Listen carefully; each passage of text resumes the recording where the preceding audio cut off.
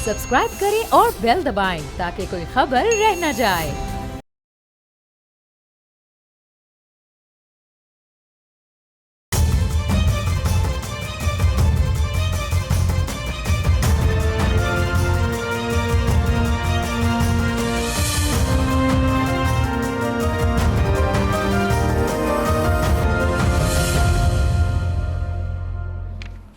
अस्सलाम वालेकुम, आप देख रहे हैं बोल्ड रिपोर्ट्स और मैं हूं बतूल राजपूत। सानिया गुल प्लाजा के बाद लाहौर में एक अफसोसनाक वाक़या पेश आया।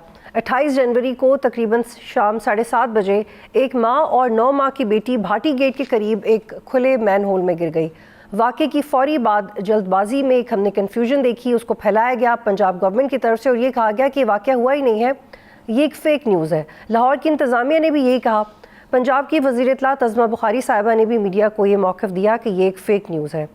इस वाक़े को घरेलू झगड़ा करार दिया और वाक़े की सारी ज़िम्मेदारी मुतल्लिका खातून के शौहर पर डाल दी गई। पुलिस शौहर को उठा के ले गई, खातून के भाइयों को उठा के ले गई। मुबैना तौर पर इस पर तशद्दुद भी किया गया और इस पर दबाव डाला गया कि आप इकरार करें कि आपका अपनी बीवी के साथ कोई झगड़ा था जिसकी वजह से आपने उसे कत्ल करवा दिया। इतनी बड़ी मिसमैनेजमेंट हुई और इस वाक़े की कुछ ही देर बाद खातून की डेड बॉडी मिल गई और कल सुबह बच्ची की बॉडी भी मिल गई। फिर जब मुतासिरा ख़ानदान इन बॉडीज़ को लेने के लिए गया तो तब भी मुबैना तौर पर यही मौक़िफ़ इख्तियार किया गया कि ये फ़ेक ख़बर है और मीडिया पे भी इस पे बात करने से रोक दिया गया। इस वाक़े के कई घंटों के बाद भी बड़े बड़े ओहदों पे बैठे लोग इसको फ़ेक न्यूज़ करार देते रहे। यानी आप इस बात से अंदाज़ा लगा सकते हैं कि सिर्फ इंफॉर्मेशन फ़्लो को रोकना हुकूमत के लिए कितनी एक ज़रूरी इक़दाम था और पाकिस्तान के लिए एम्बैरसमेंट। सबसे बड़े सूबे के डिप्टी स्पीकर को इस वाक़े के हवाले से कुछ पता ही नहीं है और ये भी नहीं पता कि अब तक डेड बॉडीज़ मिल चुकी थी और वाक़या कब हुआ भी है या नहीं, इस हवाले से भी वो इल इन्फॉर्म थे। वाक़े के बाद वज़ीर आला पंजाब मरियम नवाज़ काफ़ी एक्टिव नज़र आईं, लेकिन वो सिर्फ टीवी की स्क्रीन्स तक था। वो जनूबी पंजाब के दौरे पर थी, उन्होंने अपना विज़िट कट शॉट किया, वापस आई। आला सतह इजलास का हमने उसके विजुअल्स देखे और उन्होंने ज़िम्मेदारान को गिरफ़्तार करने का हुक्म दिया। लेकिन सिर्फ गिरफ़्तारी काफ़ी नहीं है, बल्कि आप इनके ख़िलाफ़ फ़ौजदारी कवानीन के तहत कार्रवाई करें, इनको मुआशरे में मिसाल बनाएं ताकि फिर कोई सरकारी अफसर या ऐसा कोई भी ऑफिसर जिसके पास पावर हो वो क्रिमिनल नेगलिजेंस ना कर सके। और जब तक इस तरह के वाक़यात में सज़ाएँ नहीं होंगी इनमें कमी भी नहीं आएगी। सरकारी अफसरान को किस कानून का डर नहीं होता, तब तक ये वाक़यात होते रहेंगे। ब्यूरोक्रेसी में डर पैदा करना ज़रूरी है इंतज़ामिया का। इस सारे मामले की कोई रीज़न जिस पर बात नहीं हो रही या हो रही है तो इतनी इफेक्टिवली नहीं हो रही, वो एम्पावर्ड लोकल गवर्नमेंट सिस्टम है। जब तक आप फार लोकल गवर्नमेंट सिस्टम नहीं बनाएंगे, इख्तियारात को निचली सतह पर मुंतकिल नहीं करेंगे, बल्दियाती नुमाइंदों को इख्तियारात नहीं देंगे, तब तक लोग गटर में गिर के मरते रहेंगे। और मरियम नवाज़ साहिबा ने ये बहुत अच्छा किया कि उन्होंने कुछ लोगों को सज़ाएँ दी, उनके नाम लिए। एक तरह से ये सेशन टीवी स्क्रीन्स और सोशल मीडिया पे दिखाया गया, लेकिन होना ये चाहिए था कि जो मिनिस्टर ये जवाब दे रहे हैं कि उन तक ये गलत फ्लो ऑफ इंफॉर्मेशन आया, तो उस इंफॉर्मेशन को पर्टिनेंट और क्लियर और सच रखना भी मिनिस्टर की ज़िम्मेदारी थी। आप ब्यूरोक्रेसी से लोगों को फारिग कर रहे हैं, बहुत अच्छा करें, लेकिन क्या ये अच्छा होता कि कोई मिनिस्टर भी इसी तरह डांट टपट के बाद फारिग किया जाता। और आई होप कि हमें पंजाब गवर्नमेंट से ऐसी मिसाल देखने को मिले, क्योंकि जब कराची में ऐसे वाक़यात होते थे तो पंजाब गवर्नमेंट में मरियम नवाज़ और इनके कॉलीग्स ये कहते थे कि वज़ीर आला रिस्पॉन्सिबल हैं। तो पंजाब में भी अगर ऐसे वाक़यात हो रहे हैं सिंध की तरह, तो फिर वहाँ पे भी वज़ीर आला और उनकी टीम डायरेक्टली रिस्पॉन्सिबल बनती है, या फिर जो कानून है या फिर जिसका अमल दरामद है वो सब सूबों में जो तनकीद है एक बराबर होनी चाहिए। हुकूमत को ये समझना होगा गुल प्लाजा के साने के बाद के मामलात या जो मेगा इशूज़ हैं वो ऐसे नहीं चलाए जा सकते। एक वज़ीर आला ग्राउंड लेवल पे जाकर चीज़ों को मॉनिटर नहीं कर सकता है। इसके लिए बेहतर होता है कि बल्दियाती निज़ाम इंडिस्पेंसिबल है, उसमें अपनी ब्यूरोक्रेसी को एफिशिएंट बनाया जाए। दूसरी तरफ सानिया गुल प्लाजा की 21 सफ़ात पर मुश्तमिल तहकीकाती रिपोर्ट सामने आई। कमिश्नर कराची की जानिब से पेश की गई रिपोर्ट के मुताबिक गुल प्लाजा में रात 10:15 पर आग लगी। पहले फायर टेंडर 10:40 यानी 25 मिनट के बाद मौके पे पहुंचा, जबकि 10:50 से 55 तक आग को तीसरे दर्जे का करार दिया गया। हैरानकुन तौर पे इंक्वायरी रिपोर्ट में किसी फ़र्द या इदारे पर बराह रास्त जिम्मेदारी आयद नहीं की गई। रिपोर्ट के मुताबिक आग गुल प्लाजा के फ्लावर एंड गिफ्ट शॉप में लगी, जहां 11 साला बच्चे की जानिब से माचिस जलाने के बायस मसनूई फूलों ने आग पकड़ ली और फिर पूरी इमारत इस आग की लपेट में आ गई। रिपोर्ट में इंकशाफ किया गया कि फायर ब्रिगेड के पास मुनासिब आलात और हिफाजती गेयर मौजूद नहीं थे, جس کے باعث آگ پر بروقت قابو بھی نہیں پایا جا سکا. شدید آگ کے سبب دستیاب فائٹنگ سامان بھی جو اویلیبل سامان تھا وہ بھی مؤثر ثابت نہیں ہو سکا. پانی کے فراہمی میں بھی تاخیر ہوئی, مسلسل پانی کے فراہمی آدھی رات کے بعد ممکن ہو سکی. رپورٹ میں یہ بھی انکشاف کیا گیا کہ فائر آڈٹس تو کیے گئے, تاہم ان پہ عمل درآمد جانچنے کے لیے کوئی مؤثر فالو اپ نہیں ہوا. سول ڈیفنس اور ضلعی انتظامیہ کی رپورٹس فائلوں تک محدود رہیں, جبکہ عمارت میں راہداریوں کی واضح نشاندہی بھی نہیں کی گئی تھی. عمارت کے بارے میں رپورٹ میں یہ کہا گیا ہے کہ منظور شدہ بلڈنگ پلان میں حفاظتی اور ماحولیاتی اصولوں کو نظر انداز کرتے ہوئے تبدیلیاں کی گئیں. دکانوں کی تعداد 1100 سے بڑھا کے تقریباً 1153 کر دی گئی. اب حکومت اس رپورٹ کو کتنا سنجیدگی سے لے گی, اس سانے کے بعد کی کیا ڈیولپمنٹس ہیں, کیا یہ تمام واقعات فائلوں تک محدود رہیں گے جیسے کہ ماضی میں ہوتا رہا. اور ایم کیو ایم کے اس رپورٹ پہ واضح تحفظات ہیں. انفیکٹ سندھ کی ساری اپوزیشن لیڈر اس رپورٹ کو ریجیکٹ کر رہی ہے. میئر اور سی ایم کے ریزگنیشن کا بھی مطالبہ کیا گیا ہے, اور جو اس پہ کمیشن بنے گا وہ کتنا افیکٹو ہوگا اور اپوزیشن اس پہ کتنی مطمئن ہوگی, اس پہ تفصیل سے بات کرتے ہیں. ہمارے ساتھ موجود ہیں سینئر رہنما M Q M Pakistan Farooq Sattar صاحب. بہت شکریہ فاروق ستار صاحب, آپ پروگرام میں جوائن کریں. اپوزیشن نے مل کے یہ مطالبہ کیا ہے کہ بلاول صاحب اپنے سی ایم کو بھی کہیں کہ وہ اپنی کرسی چھوڑیں, بیوروکریسی میں بھی میئر کو بھی کہا ہے کہ وہ ریزائن کر دیں. آپ کو لگتا ہے کہ یہ سب ہو پائے گا؟ میرے خیال میں ان کو کم از کم یہ احساس دلانے کے لیے ہے کہ یہ جو اتنا بڑا سانحہ ہوا ہے یہ ایک دم نہیں ہوا, وقت کرتا ہے پرورش برسوں, حادثہ ایک دم نہیں ہوتا.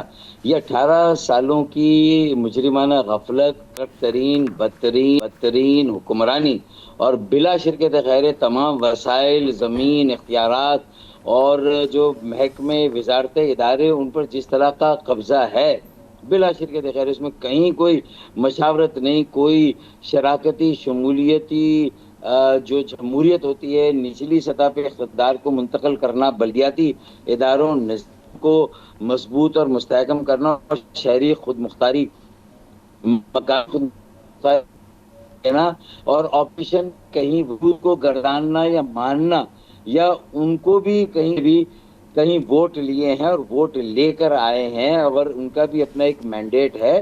اور سندھ کے اندر جو دیہی شہری کی تقسیم ہے, اور یہ تو چلے میں شہری علاقوں کا رونا رو رہا ہوں, آپ دیہی علاقوں میں چلے جائیں, 25,000 ارب روپے اگر 17 سالوں میں ملتے ہیں اور اس کے بعد کراچی کی سڑکیں, ابلتے گٹر. فاروق ستار صاحب میں آپ کو یہاں پہ روکوں گی. آپ یہ جو بھی اعتراضات کر رہے ہیں, آپ لوگ بار بار یہ کہتے ہیں کہ آپ الگ ہو جائیں گے, اپنی سیٹیں چھوڑ دیں گے, لیکن شرجیل میمن صاحب نے جو جواب دیا اس کا مطلب ہے کہ سندھ گورنمنٹ آپ کو بہت نان سیریسلی لے رہی ہے.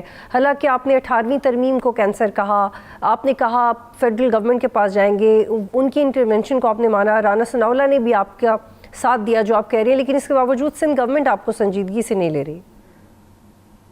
میرے خیال میں سندھ گورنمنٹ کے گرد ہے نا گھیرا تنگ ہو رہا ہے. وہ کہتے ہیں نا کہ الجھا ہے پاؤں یار کا زلف دراز میں, لو آپ اپنے دام میں سیاد آ گیا. 26ویں آئینی ترمیم تمہاری بہت ساری ضرورتوں کو پورا کرتی تھی, لیکن کانسٹیٹیوشنل کورٹ کی بینچ بنی.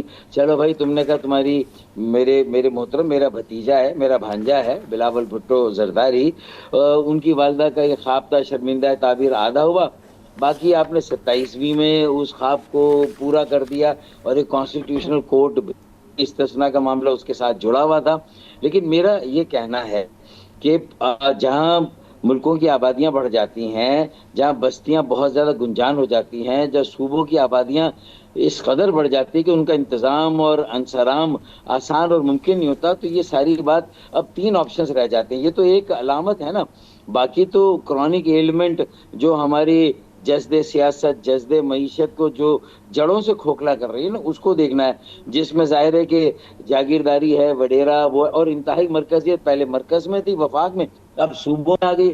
یہ ڈیولیوشن آف پاور نہیں, یہ ایکیومولیشن آف پاور جو مشرف صاحب کے زمانے میں ایک خود مختار. لیکن فاروق ستار صاحب آپ کریں گے کیا؟ اب آپ کریں گے کیا؟ کیونکہ آپ نے لے لیے اور مرکز سے بھی اختیارات لے لیے, NFC سے آپ نے جو سودا کیا اور جو صوبوں کے لیے فنڈز لیے, پھر آپ نے لاک لگا دیا NFC پر جو آئینی فورم ہے 18ویں ترمیم میں چالاکی کے ساتھ کہ اب اس صوبوں کے حصے کو آپ کم نہیں کریں گے, بڑھا سکتے ہیں تو ایک آئینی ادارے لیکن فاروق ستار صاحب پلیز دو سوال لے لیں، آپ کے پاس دو اپرچونٹیز ہیں، یا تو آپ فیڈرل گورنمنٹ کے ساتھ مل کے 18ویں ترمیم کو ریوزٹ کروا سکتے ہیں، کیونکہ گورنمنٹ یہ کہتی ہے کہ ہمیشہ آئین میں گنجائش ہوتی ہے کہ اس کو دوبارہ پڑھا جائے، پیپلز پارٹی کو اس پہ اعتراض ہے، ایک تو آپ یہ کر سکتے ہیں، دوسرا آپ یہ کر سکتے ہیں کہ جو 28ویں ترمیم آ رہی ہے جس کے بارے میں رانا ثناء اللہ نے کہا ہے، آپ اس میں NFC اور لوکل باڈیز کے حوالے سے اپنا ہوم ورک پیش کریں، اس کو اپروو کروائیں، آپ اس میں کیوں نہیں گورنمنٹ کے ساتھ مل جاتے؟ کیونکہ سندھ گورنمنٹ تو آپ کی بات نہیں مان رہی، لیکن ایٹ لیسٹ اس دفعہ آپ کے پاس ایک سپورٹ سسٹم ہے اپنی بات منوانے کے لیے۔ دیکھیے وزیر اعظم PMLN کی وفاقی حکومت تو ویسے بھی ہمارے آگے شرمندہ ہے، انہوں نے معذرت کی، ہم سے بلا کے کہہ دیا تھا کہ 27ویں ترمیم میں اپنا وعدہ پورا کرنے جا رہا ہوں، وزیر اعظم کہہ رہے ہیں، اور آپ کی جو آئینی ترمیمی پیکج ہے جو کہ تشریح کر رہا ہے اور جو کہ اختیارات، وسائل اور اقتدار اور جو بھی امور ہے، ذمہ داریاں ہیں، اس کو طے کر رہا ہے کہ یہ بلدیات 144 شہروں کو ہم امپار کرنے جا رہے تھے۔ لیکن فاروق ستار صاحب آپ سنیں کہ مرتضیٰ وہاب نے کیا کہا، وہ کیا کہتے ہیں؟ جی فاروق ستار صاحب یہ بیسیکلی جماعت اسلامی کو بھی ایڈریس کر رہے تھے اور اوور آل اپوزیشن کی بات کر رہے تھے، وہ تو یہ سمجھتے ہیں کہ جو بھی ایک اپوزیشن کی آوازیں ہیں وہ ناجائز اٹھ رہی ہیں۔ یہ نا غرور ہے ریاستی یا حکومتی طاقت کا، یہ پیسوں کا گھمنڈ جو کرپٹ اور بدترین حکمرانی 18 سال سے صوبے میں اور 5.5-6 سال سے جو ہے وہ بلدیہ عظمیٰ کراچی میں ہے نا، وہ بول رہا ہے۔ دیکھیں نا، پیڈل ایرینا بنانا، فٹ سال ایرینا بنانا اور فائر ٹینڈرز، دیکھیں یہ ثانیہ گل پلازا نا آپ کے سامنے، یہ سوال کے جواب دیں، یہ ہماری کسی بھی بات کا جو ہم نتیجہ عکس کر کے جو ہم تجاویز دے رہے، مطالبے بھی چلے اس کو اپنا کر، 3 مطالبے یا 3 تجاویز، پہلا 140 کی ترمیم پر حاضر ہے، پیپلز پارٹی تنہا ہو گئی ہے، پورا ملک ساری سیاسی جماعتیں ایک آواز ہے، ایک طرف کھڑی ہیں MKM کے ساتھ، PMLN نے تو MOU کیا، JUI، ANP اور اس کے علاوہ ایون مجھے یقین ہے کہ ووٹنگ پہ اگر یہ ہمارا بل آ جاتا تو اس MOU کا کیا فائدہ ہوگا؟ یہ صرف آپ کہہ رہے ہیں کہ احساس دلوانے کے لیے، یا آپ عمل درآمد بھی کچھ کر پائیں گے وفاق کے ساتھ مل کے؟ دیکھیں PMLN بہرحال انہوں نے کہہ دیا تھا ہم لا رہے 27 میں، پھر معذرت کی کہ اس بار ہمیں چھوڑ دیں، ہم 28ویں ترمیم بہت جلدی لا دیں، اس کا اندیہ اپریل میں شاید عید کے بعد ہے، اور اس میں ہر حال میں، اور ہم نے بھی کہا کہ اب یہ ہماری ریڈ لائن ہے، اب اگر 28ویں ترمیم میں ہماری آئینی ترمیم نہیں آئی تو اس کے بعد پھر ہمارے آپ کے راستے الگ ہوں گے، یہ بالکل ہم ان کو باور کرائیں۔ اور یہ صرف ہمارے لیے، ان کی اپنی پنجاب اسمبلی نے، جہاں علی حیدر یوسف گیلانی کا بیٹا پیپلز پارٹی کا لیڈر آف دی اپوزیشن، اس نے سپورٹ کیا ہے یہ شراکتی شمولیتی جمہوریت بلدیاتی اداروں کو با اختیار با وسیلہ خود مختار بنانے کا اور بلدیاتی نظام۔ اور فاروق ستار صاحب آپ کیا سجیشنز دیں گے لوکل باڈیز NFC اور ہیلتھ ایشوز کو لے کے، کیونکہ پرائمریلی یہی 28ویں ترمیم میں ڈسکس ہو رہے ہیں، لیکن اس سے پہلے آپ نے، جی فاروق ستار صاحب آپ نے، I'll hold you here please، بل 28ویں ترمیم میں آنا چاہیے، ورنہ انتظامی یونٹس اور نئے صوبوں کی طرف بات جا رہی ہے، اس کے بھی کوئن اچھال دیے گئے۔ ٹھیک ہے فاروق ستار صاحب آپ سن لیں، پہلے آپ نے جب 27ویں ترمیم آ رہی تھی تب بھی آپ نے یہ کہا تھا ہماری ریڈ لائن ہے ورنہ ہم چھوڑ دیں گے، اب سن لیں آپ نے میرے شو میں کیا کہا تھا۔ دیکھیں میں سیاسی آدمی ہوں نا، دیکھیں پاکستان میں 26ویں آئینی ترمیم بھی ایک بہت پہاڑ جیسا مرحلہ تھا، لیکن اس کو بھی تو سر کیا گیا نا، اس چوٹی کو بھی، اور وہ چاہتے ہوئے نہ چاہتے ہوئے کہیں نہ کہیں JUI کی بھی سپورٹ آ گئی تھی، کہیں نہ کہیں سے باقی جماعتوں کی سپورٹ آ گئی تھی، تو اگر آئینی ترمیم کرنی ہو تو میرے خیال میں کوئی مشکل کام نہیں۔ 27ویں آئینی ترمیم کی بات ہو رہی تو MKM پاکستان کے اس آئینی ترمیمی بل اور مسودے کو شامل کیے بغیر ہوگا تو میں ابھی سے آپ کو لکھ کر دیتا ہوں کہ میری پارٹی پھر اس کا حصہ نہیں بنے گی۔ فاروق ستار صاحب پہلے بھی آپ نے یہ کہا تھا مگر کیا نہیں۔ دیکھیں میرے خیال میں یہ بات ٹھیک ہے، مطلب ہے کہ کبھی کبھی ایک آدھ کڑوا گھونٹ اور پینا پڑتا ہے، تو یہ ہم اپنے لیے تھوڑی، یہ تو 25 کروڑ عوام کے لیے ہے۔ ہمارے لیے بہت آسان ہے کہ میرے پاس 2 وزارتیں جو کہ وفاق میں ہی ہے، جن کے امور صوبوں سے اور شہروں سے تو ان کا ویسے بھی کوئی لینا دینا نہیں ہے، تو یہ کوئی بڑا سودا نہیں ہو کہ 2 وزارتیں واپس کر دینا اور حکومت کو بغیر وزارتوں کے بھی سپورٹ کرنا کسی نہ، یا پھر یہ کہ حکومت سے سپورٹ ہی واپس لے لینا، پھر بھی پیپلز پارٹی کے ذریعے سے ان کی حکومت تو قائم رہتی ہے۔ لیکن اگر وزیر اعظم کے لیول پر کوئی سیاسی رہنما اتنا یقین دہانی کرائے اور ان کے سارے وزراء اس بات پر آمادہ ہو. اور خواجہ آصف بھی ابھی ثانیہ گل پلازا کے بعد جب ہم نے تحریک التوا دی اور ساری بحث کو ایک طرف، سارے بلوں کو ایک طرف کر کے ہم نے کراچی اور گل پلازا پہ بحث کرائی، تو خواجہ آصف کا کہنا تھا کہ اب بلدیاتی اداروں کو خود مختاری اور وسائل دیے بغیر یہ نظام اپنے پیروں پہ، جب ہم شہروں کو، ضلعوں کو ترقی کا انجن نہیں بنائیں گے تو پاکستان آگے نہیں بڑھے گا. اس کا مطلب یہ کنکلوژن تو آ گیا نا پاکستان کی سیاست میں، یہ رائے عامہ تو استوار ہو گئی. اب ایک پارٹی، پہلے جب ہم نے شروع کیا تھا ہم اکیلے تھے، آج الحمدللہ پیپلز پارٹی تنہا ہے اور ہم سب ساتھ ہیں. اب تین باتیں ان کے اوپر ہیں، 140 ہے جو آپ بات کر رہی، دوسرا نئے صوبے انتظامی، اور تیسرا کراچی کو پھر وفاق کے حوالے کرے. 18 سالوں سے جس طرح چلایا گیا، انہیں چھوٹ ڈھیل دی گئی تھی، اور یہ ڈھیل اسی لیے دی جاتی ہے کہ انہیں غلطیاں کرنے دیں، غلطیاں کرنے دیں، شہروں کو، صوبوں کو تباہ کرنے دیں. اور اس کے بعد پھر ان کے سامنے آئینہ جب ہم نے دکھایا تو وہ برا مانتے ہیں، وہ اس کو ایکسیپٹ کرنے کے تیار نہیں. لیکن فاروق ستار صاحب، جو وفاق کے کچھ عام علاقے ہیں، لوکل باڈیز تو وہاں پہ بھی نہیں ہوتے، وہاں پہ بھی ڈیلے ہوتے ہیں، اسلام آباد میں بھی ڈیلے ہوتے ہیں، پنجاب میں بھی ڈیلے ہوتے ہیں. آپ کو کیوں لگتا ہے کہ فیڈرل کا حصہ بن جائے گا تو چیزیں آ جائیں گی؟ انتظامیہ تو وہی ہے، لوگ تو وہی ہیں، آپ لوگ وہی ہیں، آپ کیا بدلے گا؟ نہیں، ایسا بالکل نہیں ہے. دیکھیں، یہ ہمارا بل کوئی معمولی بات نہیں ہے، بہت غیر معمولی ہے. یہ اختیارات، امور، ذمہ داریاں اور اقتدار ہی منتقل نہیں کر رہا بلدیات کو، اور آئین کی پروٹیکشن دے رہا ہے، اس کے انتخابات کے انعقاد کی پروٹیکشن ہے. اس کے ساتھ ساتھ جو سب سے بڑی بات ہے، NFC سے اگر صوبوں کو، 4 صوبوں کو مرکز سے حصہ مل رہا ہے، وفاقی جو کنسالیڈیٹڈ پول ہے اس سے، فیڈرل تو پھر وہ اس میں 144 شہروں اور ضلعوں کا انہیرنٹ حصہ ہے جو صوبے دینے میں جو ہے نا وہ کنی مارتے ہیں. تو یہ صوبوں کو بائی پاس فاروق ستار صاحب شارٹلی بتائیے گا پریسائزلی، میں صرف آپ کا اس پہ جی میں پوری بات سنیں. NFC سے ڈائریکٹلی اب صرف صوبوں کا حصہ ملے گا، اور شہروں اور ضلعوں کو براہ راست مرکز سے اور وفاق سے یہ NFC دے گا.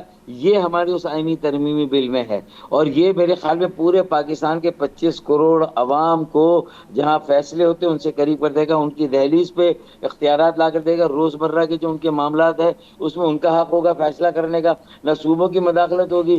تعلیم ہے، صحت، اس کی بنیادی سہولتیں لے لیں، تجارت ہے، صنعت ہے، حرفت ہے، جو چھوٹی گھریلو صنعتیں ہیں، سڑکیں، جو پانی، نکاسی آب، اور گراؤنڈ جو پارک، پلے گراؤنڈ، یہ تو اپنی جگہ. اسٹریٹ لائٹ، جو فائر بریگیڈ کا ڈپارٹمنٹ ہے، صرف یہ نہیں بلکہ 50 میگا واٹ کا بجلی گھر تیار. یہ ساری چیزیں اب اگر آپ دیکھیں شنگھائی کے ماڈل کو اسٹڈی کریں اور چائنا کے شہر، آج جو چائنا ہے اپنے ضلعوں اور شہروں کی خود مختاری کی وجہ سے. بہت شکریہ فاروق ستار. پروگرام میں جوائن کر رہے تھے، یہاں پہ ایک بریک لیتے ہیں پھر کنٹینیو کریں گے.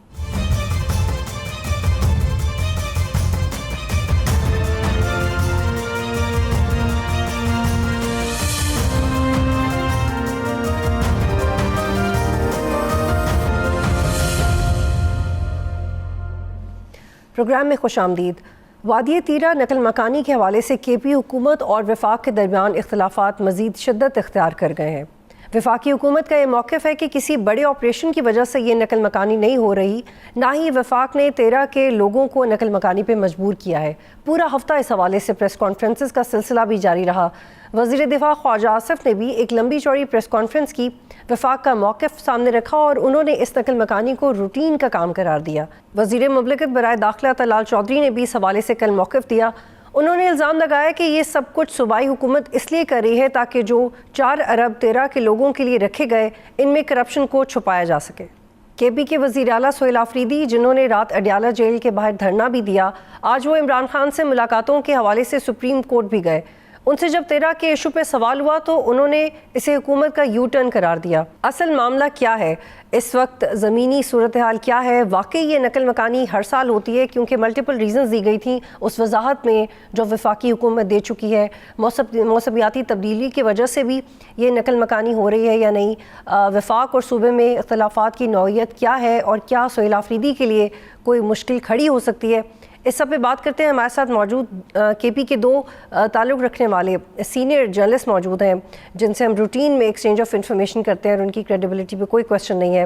ظاہر شاہ شیرازی صاحب سینئر صحافی تجزیہ نگار، حماد حسن صاحب سینئر صحافی تجزیہ نگار، بہت شکریہ آپ لوگ جوائن کریں. شیرازی صاحب، پچھلے کئی دنوں سے ہم لوگ اس کے اوپر کام کر رہے ہیں.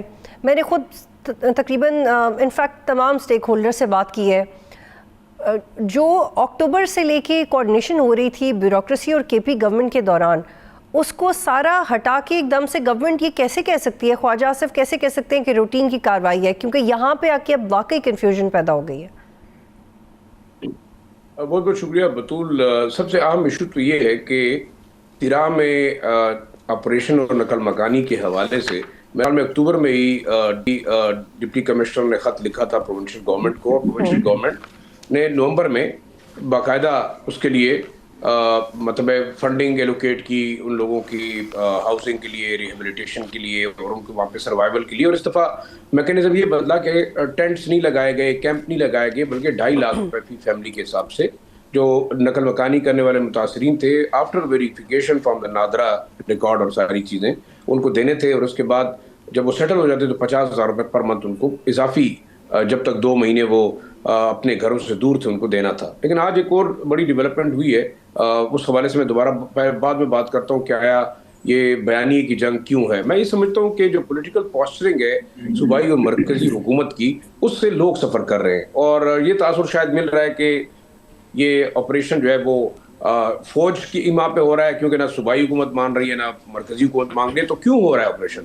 یہ آپریشن ایسا کوئی فل فلیج کائنیٹک آپریشن نہیں ہے جس میں آپ ٹینک لے کے جا رہے ہیں یا توپے وہاں پہ فرنٹ لائن پہ لے کے جا رہے ہیں یا کوئی بہت بڑی بمباریاں ہوں گی, بلکہ انٹیلیجنس بیسڈ آپریشن ہوگا جہاں جہاں جو ہے وہ خدشہ ہے. اس سے پہلے بھی باجوڑ میں بھی اس طرح ہوا کہ آپ نے فیز وائز ہر گاؤں کے اندر جہاں جہاں آپ کو دہشت گرد نظر آتے تھے وہاں پہ سرفنگ کی اور ان لوگوں کو مار کے باہر نکالا. آج پشاور ہائی کورٹ میں ایک درخواست دائر ہوئی ہے بیرسٹر سعود جاوید صاحب کی توسط سے, اور انہوں نے آپریشن کے حوالے سے اس کو چیلنج کیا ہے کہ آپریشن نہیں ہونا چاہیے. اور اس کے اوپر آرگومنٹ ہوئے, بڑا انٹرسٹنگ آرگومنٹ وکلا اور اٹارنی جنرل کی جانب سے ہوا, ایڈوکیٹ جنرل کے پی کی جانب سے, اور جس میں اس نے بالکل انکار کیا کہ صوبائی حکومت جو ہے وہ آپریشن اس کو پتہ نہیں ہے, اس کی اپروول نہیں ہوئی. اس کے بعد وزارت داخلہ کی جانب سے بھی جواب جمع ہوا جس میں بڑا کلیئرلی بتایا گیا کہ وزارت داخلہ نے بھی کوئی نوٹیفیکیشن نہیں کیا کہ آپریشن ہونا چاہیے. لیکن آپریشن کے حوالے سے یہ وفاقی سبجیکٹ ہے اور آرٹیکل 232 اور 245 بڑے واضح ہیں کہ اگر کسی جگہ ملٹری آپریشن ہوتا ہے تو اس کے لیے طریقہ کار کیا واضح, یہ عدالت میں آج بتایا گیا. انٹرسٹنگ چیز اس کے اندر یہ ہے کہ دیکھیں 2 الگ الگ چیزیں. صوبائی حکومت رسپانسبل ہے لوگوں کی ریہیبلیٹیشن, ان کی ریوائول, ان کی فنڈنگ, جس میں صوبائی حکومت پی ڈی اے میں اور جو ریلیف کمشنر ہے وہ. اس کے علاوہ مرکزی حکومت کی ذمہ داری ہے کہ اگر کوئی ملٹری آپریشن ہوتا ہے تو وہ تمام ریکارڈ مینٹیننس اور یہ سب چیزیں وزارت داخلہ یا جو فیڈرل گورنمنٹ ہے اس کی رسپانسبلٹی اپارٹ فرام جو ملٹری ایکشن ہوگا.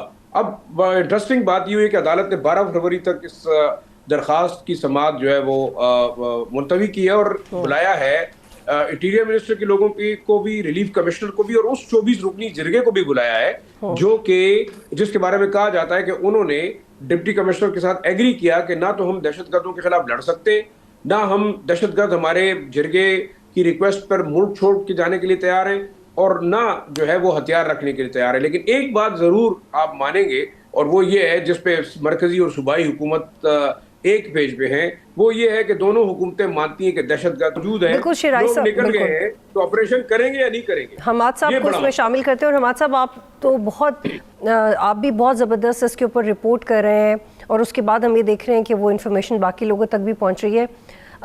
یہ معاملہ اب عدالت میں چلا گیا ہے اور جسٹس وقار اور جسٹس محمد فہیم نے صوبائی گورنمنٹ, فیڈرل گورنمنٹ اور 24 رکنی کمیٹی کو اس میں فریق بنا کے یہ معاملہ آگے چلے گا. میرا آپ سے سوال یہ کہ اب ہم عدالت کی کارروائی کا ویٹ کریں گے کہ آپریشن کے حوالے سے صوبائی گورنمنٹ اور فیڈرل گورنمنٹ کیا موقف اختیار کرتی ہے, کیونکہ ان دا مین وائل انٹیلیجنس بیسڈ آپریشنز تو ہو رہے ہیں, وہ ان میں سے کسی بھی پیش رفت کا انتظار نہیں کر رہے. یا پھر جیسے فیڈرل گورنمنٹ ابھی تھوڑا کنفیوز سٹانس اپنا رہی ہے, یہی کرتی رہے گی اور ہم we will be looking forward to court, کیونکہ جو دہشت گرد ہیں وہ تو اس بات کا انتظار نہیں کریں گے کہ ہم بطور نیشن اس حوالے سے کیا موقف ہے ہمارا. یہ تو جو بھی یہ معاملہ جس بھی طرف چلا گیا اس سے تو بہت نقصان ہوگا کاز کو, کیونکہ لوگ تو آپ نے ہٹا دیے اپنی جگہ سے. بہت شکریہ بطول. دیکھیں آپ کی آواز مجھے صحیح نہیں آئی, لیکن جہاں تک میں آپ کے سوال کو سمجھا ہوں اس کے مطابق جواب دیتا ہوں.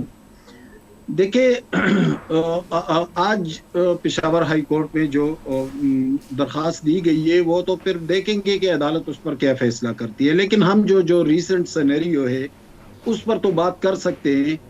फेडरल गवर्नमेंट वाले उस दिन डिफेंस मिनिस्टर ने अपनी प्रेस कॉन्फ्रेंस में कहा कि ये रूटीन की सीजनल माइग्रेशन है। तो भाई सीजनल माइग्रेशन होती थी तो उसमें कोई रजिस्ट्रेशन तो नहीं होती थी, उसमें कोई जबरी इनखला तो नहीं होता था, उसमें ये तो नहीं कहा जाता था कि सारे लोग यहाँ से निकल जाए। वो तो अपनी मर्जी से उनके खानदान के आधे लोग इधर बाड़ा, आलमगुदर, जमरोद और इन इलाकों में होते थे और आधे लोग उधर होते थे।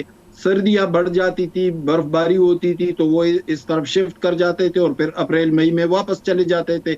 वो तो ठीक है, सदियों से एक रूटीन था, लेकिन इसको तो आप सीजनल माइग्रेशन नहीं कह सकते। ये तो उनको बाकायदा हुक्म दिया गया कि आप यहाँ से चले जाएं। अब जो मसला दरपेश है उसमें फेडरल गवर्नमेंट और प्रोविंशियल गवर्नमेंट बराबर के हिस्सेदार है। प्रोविंशियल गवर्नमेंट जो उनकी इंतजामी सलाहियत है उस पर सवाल उठ रहा है कि वो डिप्टी कमिश्नर जिसने 28 अक्टूबर को खत लिखा था, 14 नवंबर को सूबाई काबीना का इजलास बुलाया गया और एजेंडा नंबर 43 में बाकायदा उसको मेंशन भी करूं, उसके तहत 4 अरब रुपए भी रिलीज कर दिए गए। फिर 26 दिसंबर को सेक्रेटरी रिलीफ ने भी खत लिखा, 31 दिसंबर को चीफ सेक्रेटरी के साथ भी जरगे की मीटिंग हुई, तो ऑन बोर्ड तो थे। यहाँ पे एक ब्रेक लेते हैं, फिर कंटिन्यू करेंगे।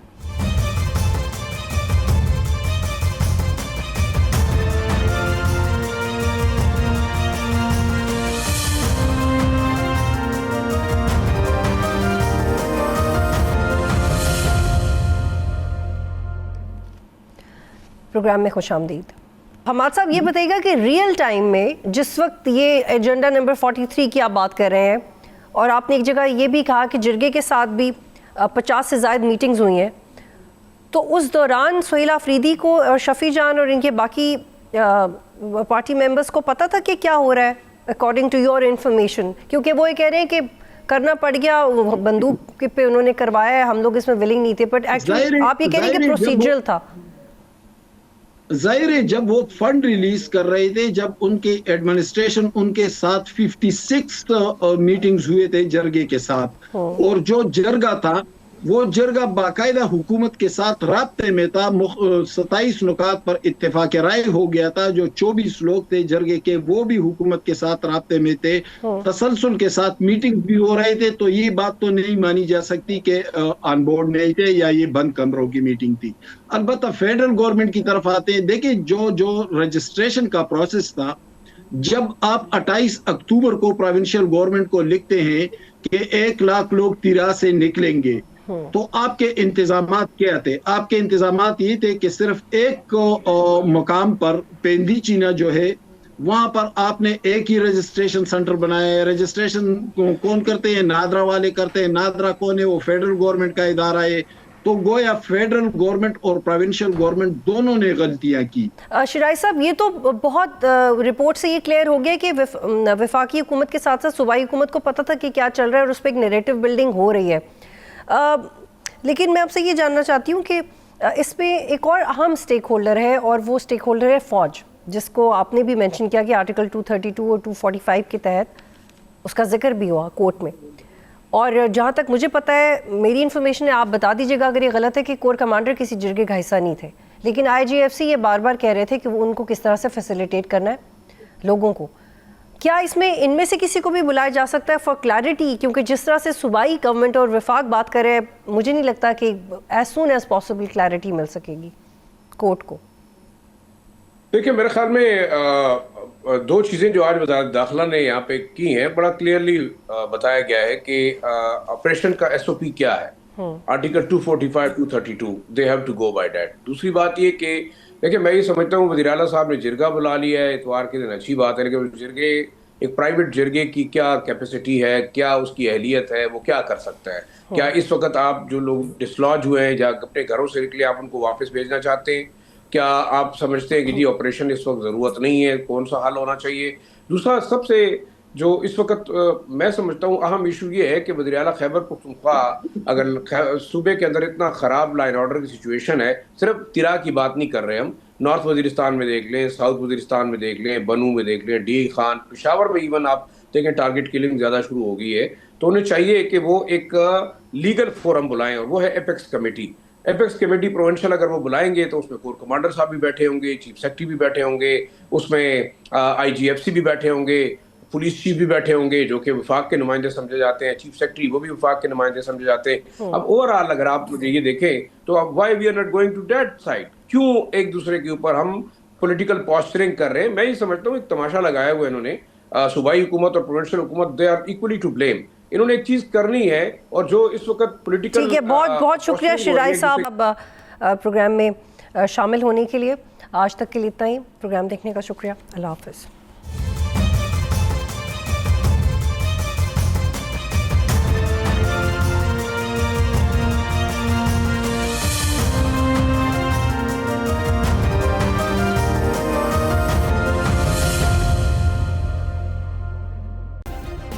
سبسکرائب کریں اور بیل دبائیں تاکہ کوئی خبر رہ نہ جائے۔